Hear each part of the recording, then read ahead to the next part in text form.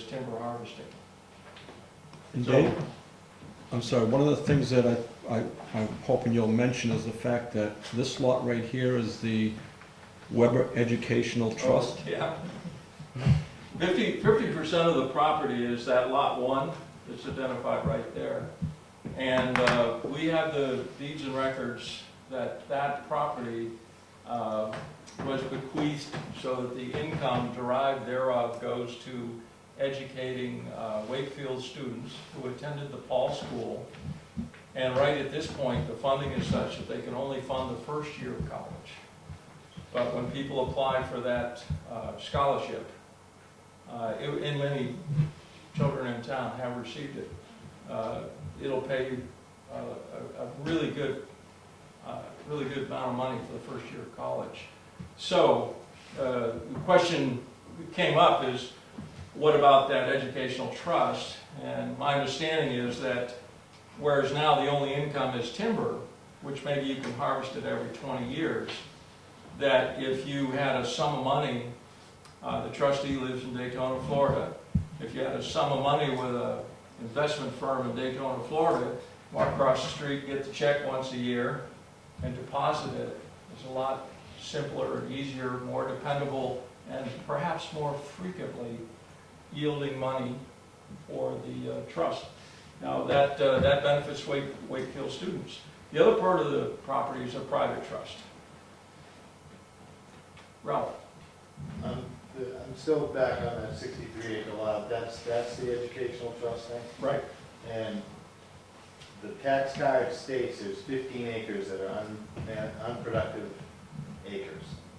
The last forest intent to cut that was filed indicated that all 63 acres were being cut. So as a town, if we receive this parcel and the town does a timber cut on 15 acres of unproductive land, I mean, isn't there some misrepresentation of what's actually there when you go and have a timber harvest on 15 acres of unproductive land? I can't say for sure about 15 acres, but I know walking it, I've seen maybe as many as 4 acres that are wetlands that was not cut.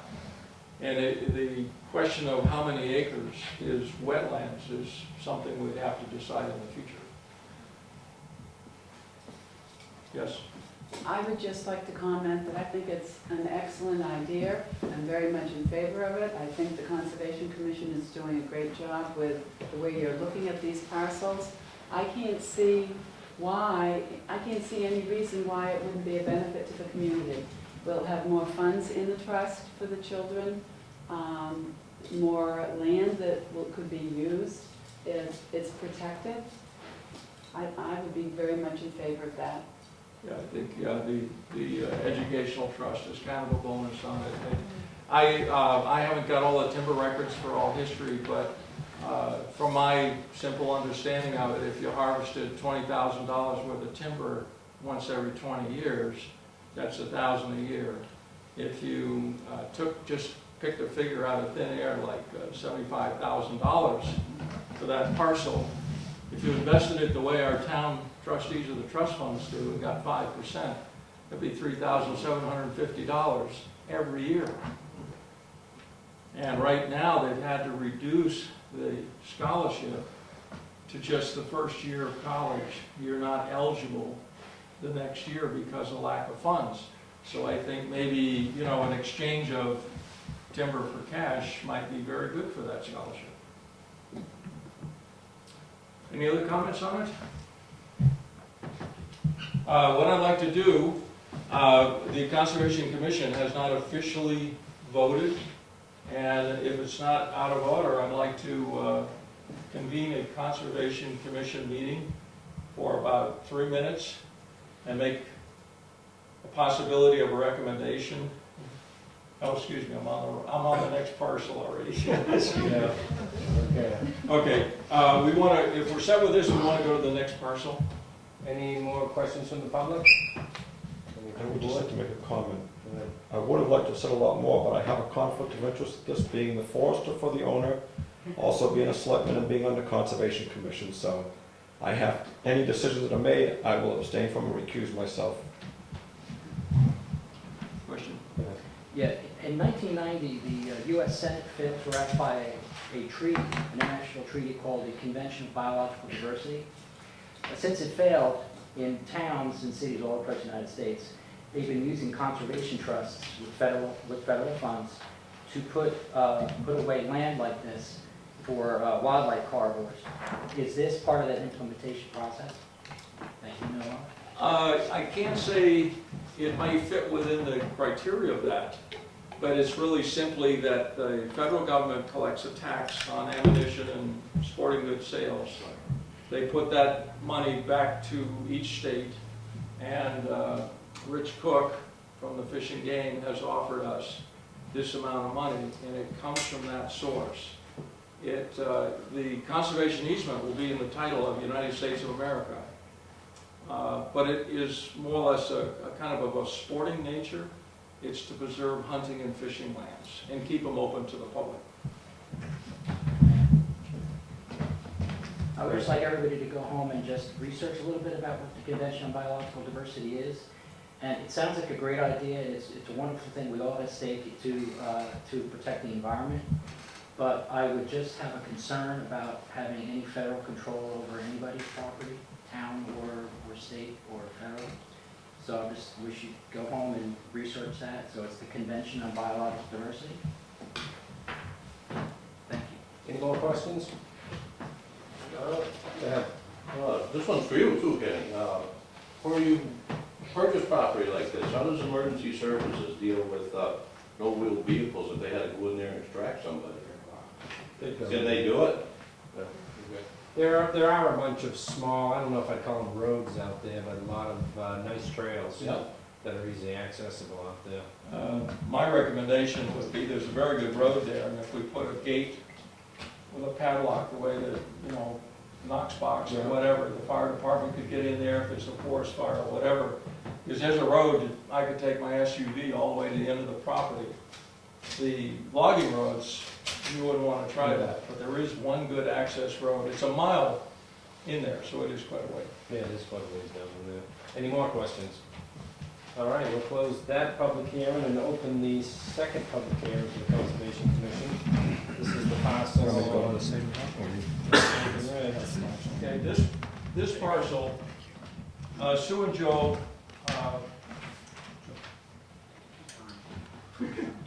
Dusha, I know that. Dusha have offered the town a donation of a conservation easement. If you could pull up that property in a second. Coming up here, there we go. All right, we have this property right here, lot 17, also including number 7 up here, 97.7 and 108.17. This property is a drainage that goes right to this brook, which is on the west side of Wanzer Road, runs down to the Scrivener River and into Great East Lake. And the Duchesne's property is this one here? Yes. That's 3. That's where they live. This is where they live. They purchased this property, and we walked the property. It's a beautiful parcel, including the little one up there. It's 34 acres, and it drains down to a wetlands. And if you drive down Acton Ridge Road, this is before you get to Wanzer Road, you'll see water on both sides of the road. So this frontage is pretty much flooded. It's a wetlands. But anyway, what we're trying to do is accept this conservation easement, which would protect the water quality that goes down into our lake.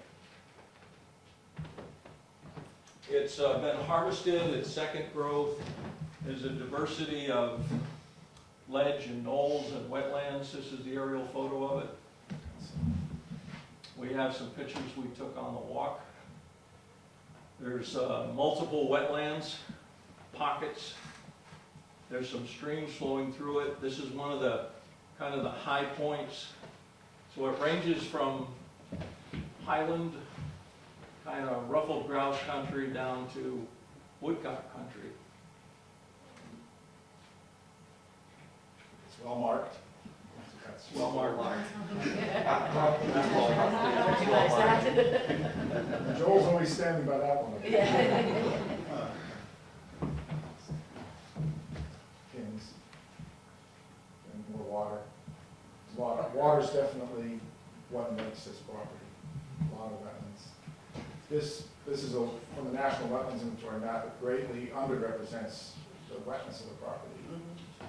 But it does show where the water goes. When I first saw the property, I assumed it flowed into Ivanhoe, and it doesn't, if the water all goes to the Great East Lake. And, well, I don't need to do a slideshow, but natural cover does all sorts of good things for your water quality, basically. So Keith of Moose Mountains Greenways has developed a conservation easement deed. You all have copies of it. We've emailed it to you. We have a couple printed copies here. Would anyone like a printed copy of the conservation easement? Let's pull it up here. Basically, the conservation easement deed is designed to protect the water quality, allow limited recreational, low-impact use.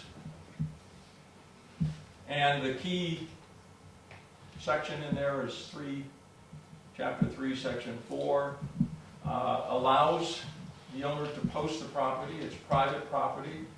It continues to be private property. The conservation easement just protects it from development, protects anything from happening out there that would degrade water quality.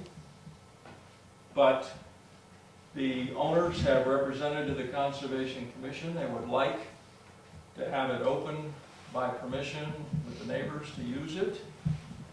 But if some abuse was occurring, they would like the ability to post it. So this will not be public access property guaranteed forever, unlike the previous one we first discussed. Can I say something about that? Yes, go ahead. I'm Sue Ducharme. The property, as you saw on the map, essentially protects itself on the question of public access. The only frontage on this landlocked piece is at Acton Ridge, and it is HIP territory. It truly prefers not to be disturbed. It's very fragile, and that would be the point of public access.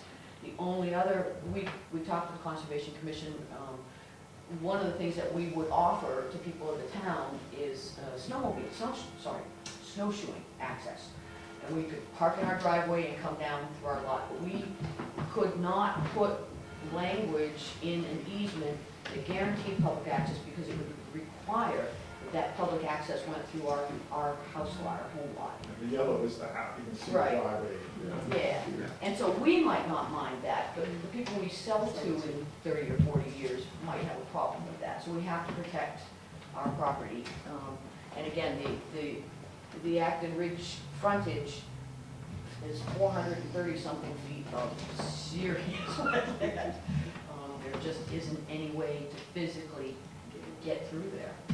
Is that little cemetery right on the Acton Ridge Road part of that parcel? No, It's it's not. not. It's just on the other side of that? Exactly. Okay. Parcel next to it. Yeah, it's in that triangle there now. Okay. Yeah. This is really, you recognize it just by looking off. When you see Well, I go water, by it every day. Yeah. Yeah. when you see water, that's it. Right. Yeah, the triangle is where the cemetery is on the other 34, which are also for sale. But that is our logic for the uniqueness of this property makes public access except through our yard impossible. And so we can't write that into the easement. Just for the reality of the situation. Keith, could you go back to the deed there, part 3, 3-4 specifically? I think this, should it be the sole discretion of the grantor? I wondered that myself, like the grantor thing. Yes, you're right. I went to Good sleep catch. about that last night. I'm gonna change But that. like in that every. Is that- right. When you put the window in, Joel? That's for future purchasers. Any questions about this one? Keith? Yes, Steve? In 1-1, should the word perpetuity be in there? Other, either replace forever with perpetuity, or just, I mean, just as in the historical easement that we just saw, they used the word perpetuity, I don't know